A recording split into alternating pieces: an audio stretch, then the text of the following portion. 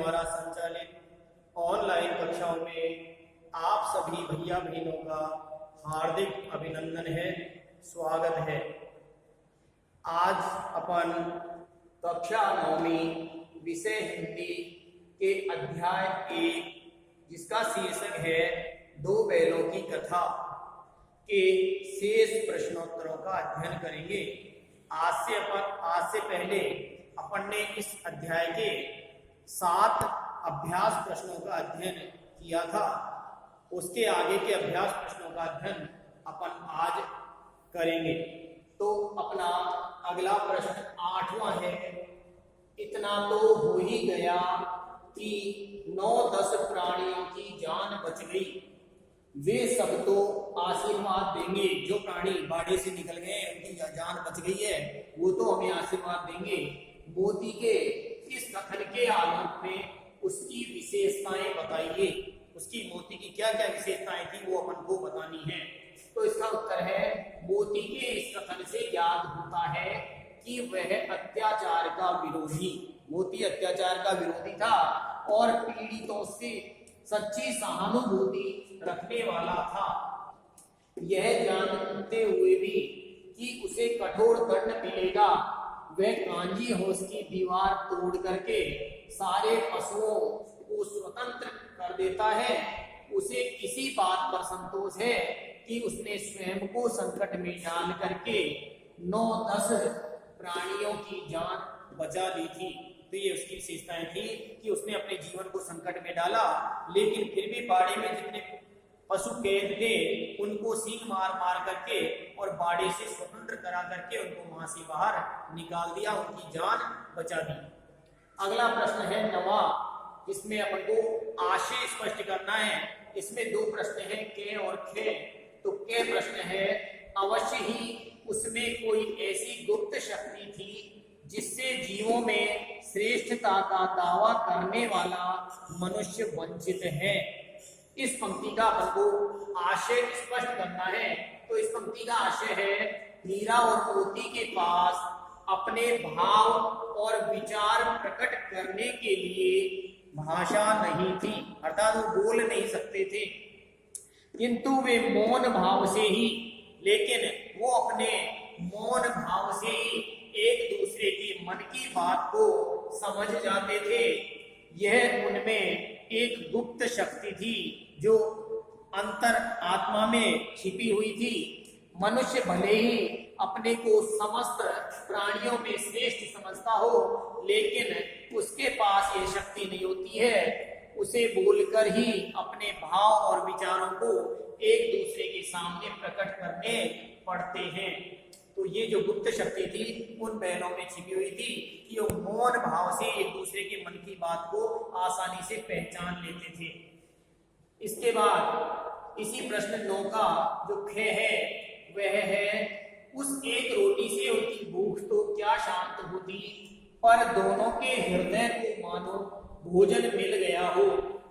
इस पंक्ति का आशय है कि हीरा और मोती के व्यवहार से चिढ़ करके गया ने उनको सूखा भूसा डाल दिया, न उसमें खली मिलाई न कोई आटा मिलाया, और सूखा भूसा खाने के लिए उनको डाल दिया था।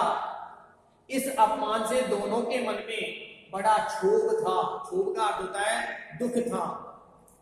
तभी एक छोटी सी लड़की ने आकर के, वो बड़े दुखी हो रहे थे, उसी समय एक छोटी सी लड़की ने आकर के उन्हें एक एक रोटी खिलाई, खाने के लिए दी। इस एक रोटी से उनकी भूख शांत होने का तो कोई प्रश्न ही नहीं था, क्योंकि बैलों का शरीर जो भारी भरकम था उसमें एक रोटी कोई महत्व नहीं रखती थी, इसलिए उनकी भूख शांत होने का तो कोई प्रश्न ही नहीं था।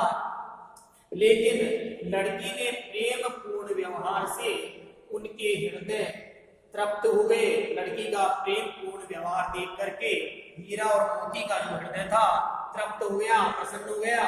वे तो केवल प्रेम और सहानुभूति के ही भूखे थे।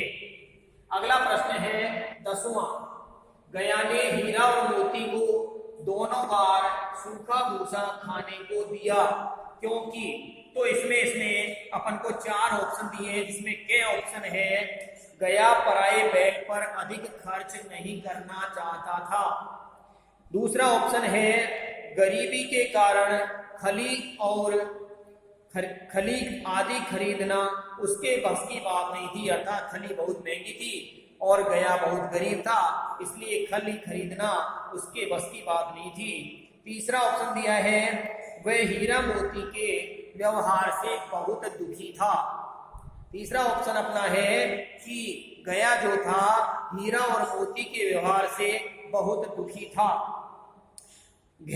अगला ऑप्शन है उसे खली आदि सामग्री की जानकारी नहीं थी कि बैलों को खली आदि भी खिलाई जाती है, तो इसका उत्तर होगा अपना वह हीरा और मोती के व्यवहार से बहुत दुखी था।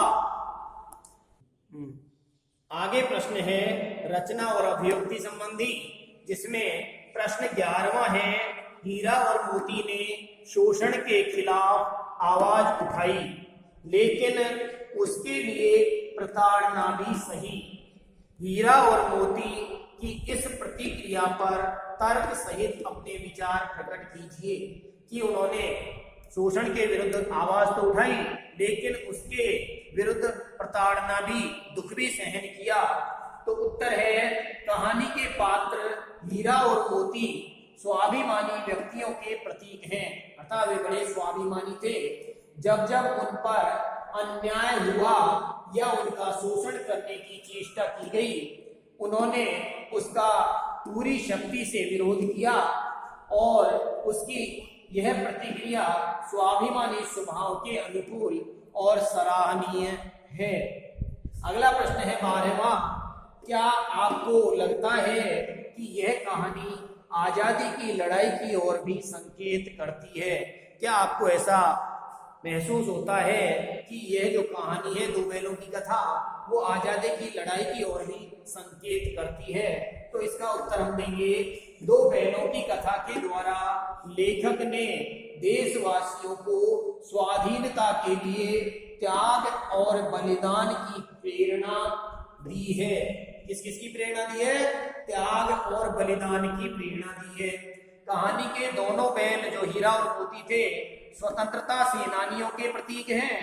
वे अपनी स्वतंत्रता और सम्मान के लिए निरंतर संघर्ष करते दिखाई देते हैं। इस प्रकार कहानी प्रतीकों और संकेतों के द्वारा पाठकों को भारतीय स्वतंत्रता संग्राम से जोड़ रही है। ये बिल्कुल सत्य है। ये थे अपने इस अध्याय 1 जिसका शीर्षक था दो बैलों की कथा के प्रश्नोत्तर। इन प्रश्नोत्तरों को आपको अपनी गृह कार्य की कॉपी में व्यवस्थित रूप से ठीक प्रकार से करने हैं और इसके बाद अपन आगे अध्याय 2 का अध्ययन करेंगे। धन्यवाद।